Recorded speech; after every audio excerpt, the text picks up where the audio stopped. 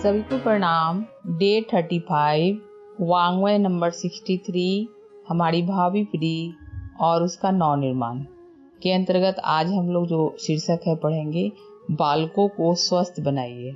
इसके पहले हम लोगों ने पढ़ा था कि छोटे बालक जो होते हैं उनके स्वास्थ्य संबंधी जो समस्याएं होते हैं छोटे मोटे, उनको अगर हम प्रारंभिक अवस्था में ही पकड़ लेते हैं या देख लेते हैं तो आगे चल के वो बड़ा रूप नहीं लेता है। उसको मतलब कहने के लिए छोटे मोटे जो भी प्रॉब्लम्स बच्चे को होते हैं उसकी सामान्य जानकारी घर के लोगों या विशेष करके माँ को जरूर होनी चाहिए। जैसे बच्चा दूध पीता है तो उल्टी कर देता है, अगर उल्टी करने के बाद भी अगर बच्चा स्वस्थ है तो इसको इग्नोर करना चाहिए। इसके पहले हम लोगों ने स्वाध्याय किया। आगे उसी में है कि छोटी छोटी बातों को हम ध्यान रखते हुए कैसे बालक को स्वस्थ बना सकते हैं। देखते हैं इस शीर्षक के अंतर्गत क्या बताया गया है। बालक समाज का सबसे सुकुमार और कोमल अंग है। समाज की आशाओं, आकांक्षाओं और भावी निर्माण की संभावनाओं का केंद्र बिंदु भी वही है। आगामी सांस्कृतिक पुनरुत्थान की चेतना सतृष्ण नेत्रों से अपने नौनिहालों की ओर देखती है, किंतु यह वर्ग कितना उपेक्षित है, इधर कितनी उदासीनता बढ़ती जाती है, यह चिंता का विषय है। भारतवर्ष में मृत्यु के आंकड़ों से पता चलता है कि यहाँ शिशुओं की मृत्यु संसार भर में सबसे अधिक होती है। इसका एक ही कारण है कि बालकों की स्वास्थ्य, रहन सहन और उनके जीवन स्तर की समुचित व्यवस्था नहीं की जाती। वृक्षारोपण कर दिया जाता है किंतु उनके लिए खाद, पानी, सावधानी और सुरक्षा पर कोई ध्यान नहीं देता।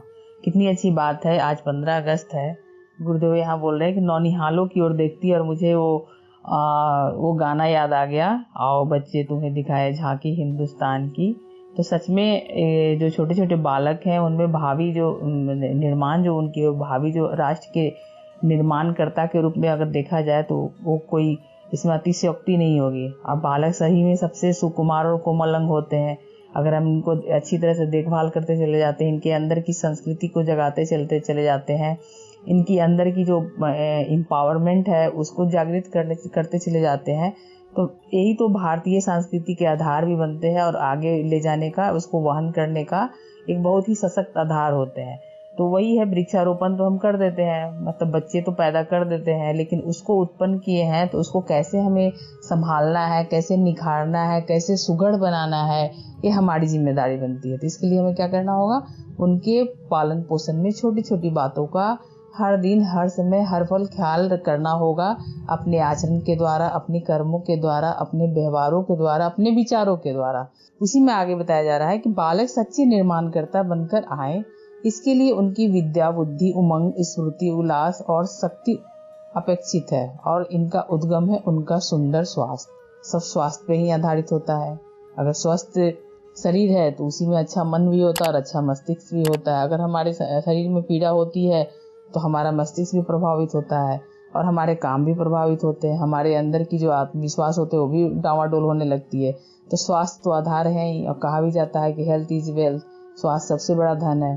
तो इसलिए अगर ये सब उल्लास, उमंग, विद्या, बुद्धि जितनी भी उसको अगर जगाया जाए, इसके लिए जो भी शक्ति के स्रोत है उसका उद्गम स्थल तो अगर देखा जाए तो सुंदर स्वास्थ्य है। स्वास्थ्य की समस्या ही आज की सबसे उलझी हुई समस्या है। इस पर विचार कर लिया तो दूसरी परिस्थितियां अपने आप बनती रहेंगी। इसे हल कर लिया तो आधा मोर्चा जीत लिया समझा जाना चाहिए। अभी कोरोना में कितनी अच्छी अच्छी विभूतियां चली गई। देखो, स्वास्थ्य पे बन आया। खैर ये तो कहा जा सकता है कि नेचुरल डिजास्टर थे, और उत्पन्न कहो तो हम लोग के द्वारा ही किए गए थे। हमारी ही खराब संस्कृति और खराब पर्यावरण से खिलवाड़ का एक, खैर इसमें हम लोग नहीं उलझेंगे। लेकिन देखो, स्वास्थ्य गया तो एक अच्छी सी विभूतियां इस संकट में हम लोग खोए हैं। तो स्वास्थ्य अगर देखा जाए तो अगर अच्छे हम रखते हैं तो आधी मोर्चा को जीत लेते हैं। अच्छे स्वास्थ्य ही सब कुछ संभव है, क्योंकि ये बीच में सशक्त माध्यम है कोई भी काम करने का, चाहे जिस रूप में करना हो। इस संबंध में पहली आवश्यकता है कि बालकों की शारीरिक अवयवों के अनुरूप उनकी अवस्था और सुकुमारता का विचार करते हुए शुद्ध, सरल और पौष्टिक आहार की कमी अथवा इसकी उचित जानकारी के अभाव को दूर किया जाए। इसमें एक अंश तक अभिभावकों की अशिक्षा बाधक मानी जा सकती है। थोड़ा ध्यान देने और सावधानी बरतने से भी काम चल जाएगा। यहाँ बताया जा रहा है कि उसके अंग अवयव जो होते हैं, शरीर बालकों के जो होते हैं, उनकी अवस्था और उसकी सुकुमारता, सभी बालक के अपने अपने सबके मेटाबॉलिज्म होते हैं, सबकी अपनी गठन होती है, सबकी अपनी शारीरिक अवस्था होती है, उस हिसाब से उनके लिए शुद्ध, सरल और पौष्टिक आहार की जो व्यवस्था है वो किया जाना चाहिए। इसके लिए अभिभावकों की अशिक्षा बहुत बड़ी बाधक मानी जाती है, लेकिन अगर उसमें थोड़ी बहुत अपनी अशिक्षा को दूर करके सामान्य जानकारी रखें तो हम बालक को स्वस्थ बना सकते हैं। साधारणतः 8 माह तक बच्चा माता के अथवा ऊपरी दूध पर निर्भर रहता है। माता के दूध में उसे सारे तत्व प्राप्त हो जाते हैं, किंतु ऊपरी दूध में कुछ ध्यान देने योग्य बातें आ जाती है। सर्वप्रथम यह है कि वो अपने पाचन संयंत्रों की तुलना में भारी पड़ता है। उसमें आधा पानी मिलाकर उबालकर देने से माता के दूध जितनी सरलता प्राप्त हो जाती है। भैंस का दूध देते समय सारा मक्खन निकाल लेना चाहिए, यह पेट में कब्ज उत्पन्न कर देता है। दूध की मात्रा एक बार में 7 ऑन्स अर्थात लगभग 200 ग्राम से अधिक न हो। धीरे धीरे जैसे उसकी उम्र बढ़े पानी की मात्रा कम करते चले, किंतु मात्रा में अधिक परिवर्तन की आवश्यकता नहीं है।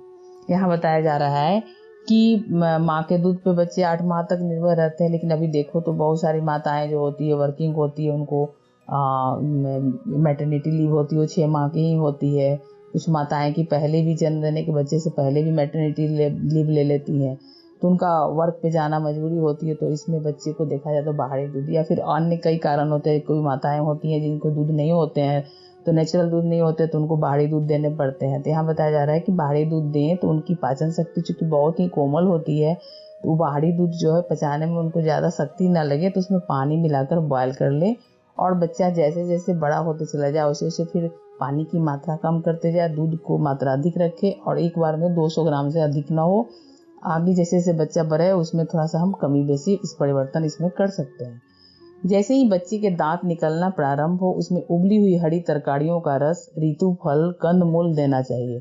बार बार खाने की उसकी आदत होती है, इसलिए कम से कम मात्रा में देना उचित है, जिससे दूसरी बार आहार लेने के पूर्व पहले का सारा आहार भली प्रकार पच जाए।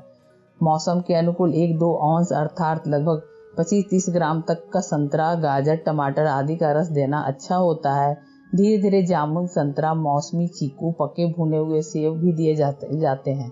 बालक जब अच्छी प्रकार चलने फिरने लगे तो उसे आलू, चावल, ताजा साग, सलाद, मक्खन, विटामिन डी वाले पदार्थ, चोकर मिले हुए आटे की रोटियां, खीरा, ककड़ी, खरबूजा, आम जैसी वस्तुएं खाने को दे। इनसे उसके शरीर के अंग प्रत्यंगों को विकसित होने की शक्ति मिलती है और होते भी ये रुचिकर है। इनसे हानि की संभावना नहीं रहती। किशोरावस्था पार कर जाने तक भारी गरिष्ठ पदार्थ देना भूल है। छोटे बच्चों को दूध के साथ अथवा अलग से 1-2 चम्मच शहद देना लाभप्रद होता है। इससे पेट भी साफ रहता है और बच्चे की फेफड़े भी मजबूत होते हैं। यहाँ बताया जा रहा है कि जब बच्चा थोड़ा बड़ा हो जाए, उसके दांत निकल आए, तो उसे हम ऋतु फल, तरकारी के रस, हरी सब्जियों का रस थोड़े थोड़े मात्रा में दे सकते हैं। एक बार में ज़्यादा ना दे, क्योंकि पहले वाला भोजन उसको आसानी से पच जाए, इसलिए तभी दूसरी बार हम उसे भोजन दें। और एक बार में 25-30 ग्राम से अधिक ना दें। अब बच्चा जब चलने फिरने लगे तो आलू, चावल, ताज़ा साग सब्जी वगैरह भी थोड़ी थोड़ी मात्रा में उसको दे सकते हैं। चोकर आटे की रोटियां दे सकते हैं। इससे क्या होगा, उसके अंग प्रत्यंगों को विकसित होने में सहायता तो मिलेगी ही, साथ में उसके टेस्ट भी रुचिकर हो जाएंगे और हानि की भी इसमें संभावना नहीं होती है। लेकिन बच्चा जब किशोरावस्था पार कर जाए, युवावस्था में आ जाए, तो उसको भारी गरिष्ठ भोजन नहीं देना चाहिए। एक तरह से देखा जाए तो 18 ईयर्स तक हमारे जितने भी शरीर के जो आवश्यकताएं होती है वो खाद्य पदार्थ के द्वारा पूर्ति हो जाती है। उसके बाद फिर उनको स्वस्थ रखने के उपाय करने के हिसाब से मतलब खाना जो है पौष्टिक लेना चाहिए, ना कि गरिष्ठ भोजन ले।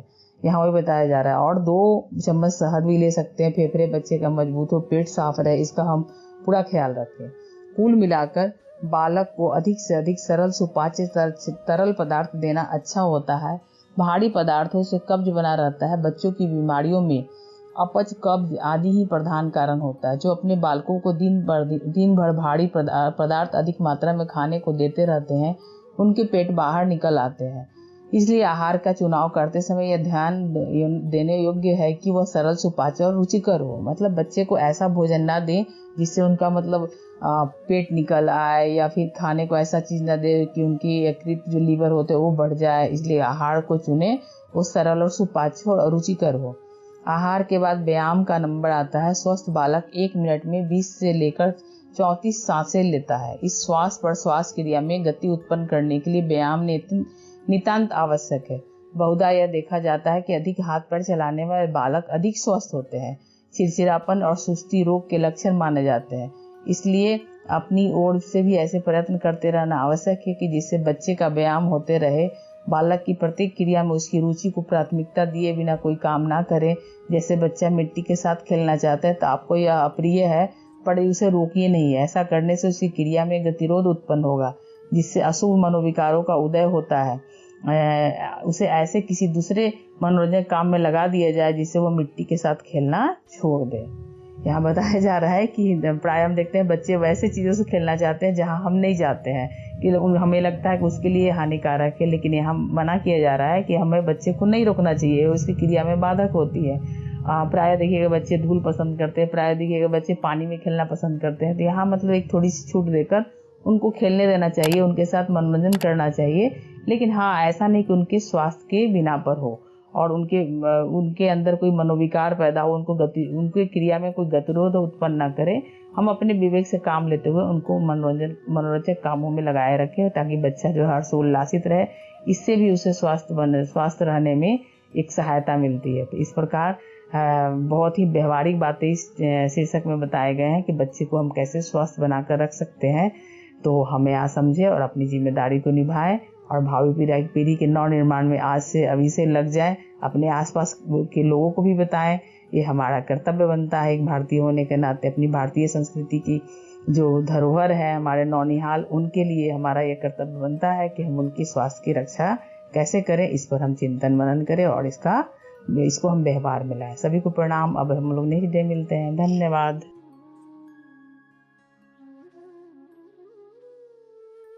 हमारे YouTube चैनल को सब्सक्राइब करें और बेल आइकन को दबाकर ऑल पर क्लिक करें ताकि आने वाले सभी वीडियोस की नोटिफिकेशन आपको मिलती रहे।